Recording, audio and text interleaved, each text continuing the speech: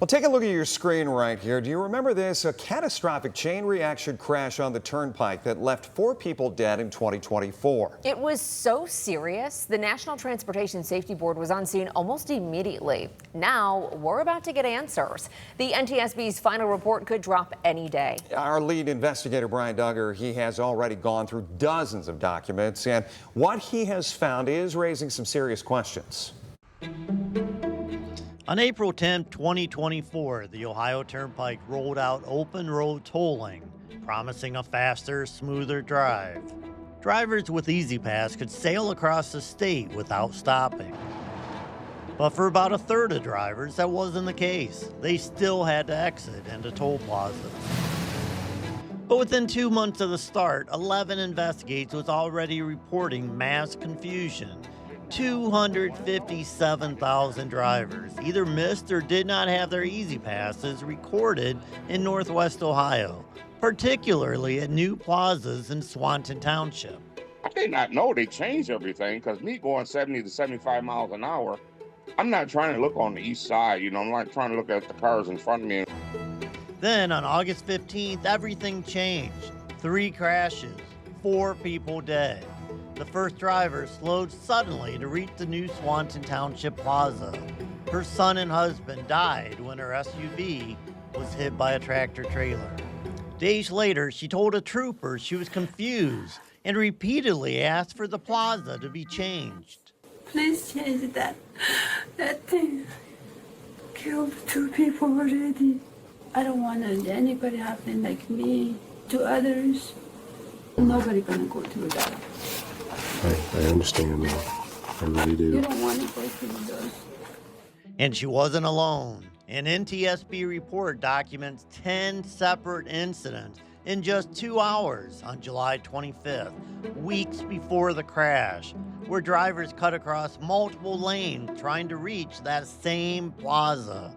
Now, I asked Turnpike officials if they were aware of this 2-hour window prior to the August accident. They didn't directly answer that question, saying only that accidents happen all the time when drivers exit at the last second. However, they were very aware of what happened in Pennsylvania in 2020. In the summer of 2020, the Pennsylvania Turnpike transitioned from a hybrid system to an all-electronic tolling. No more need to exit.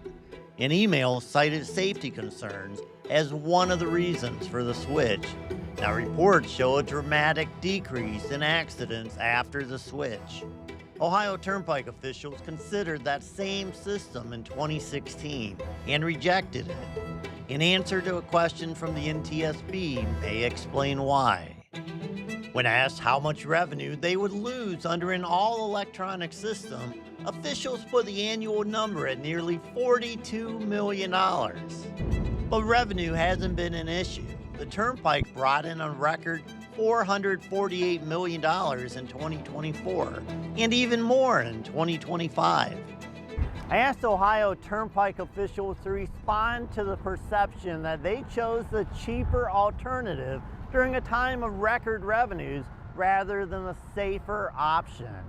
They said this current system was picked because it's not only safe, but it's also efficient.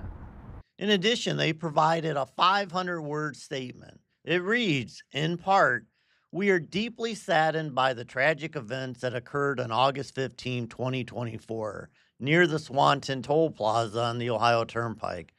The current system is safe. If drivers follow the signs and use the system as it was designed, they will not experience any issues. Safety remains our highest priority.